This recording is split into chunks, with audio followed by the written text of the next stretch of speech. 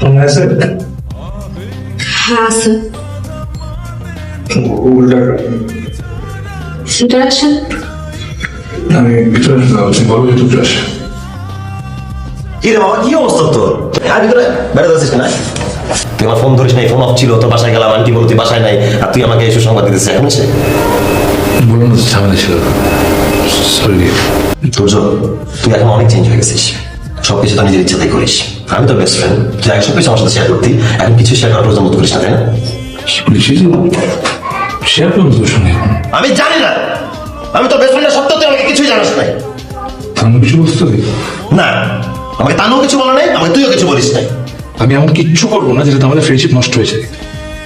শুধু তোরাই স্যাক্রিফাইস করতে পারিস, আমি কোনো স্যাক্রিফাইস করতে পারবো না। আমার বেস্ট ফ্রেন্ডকে আমার লাগবে, আমার বোনকে আমার লাগবে, আমি সবাইকেই চাই। এখানে তুই বসে আসছ, একজন নীরবে সিঁড়ি করে তারা কাঁদতেছে। আয় তো শাস্ত্রটা নিচে নাম, নিচে নাম বলতেছি। তোর প্রবলেম আর তোর প্রবলেম তোর সলভ কর, এর মধ্যে আমাকে টান দিয়া।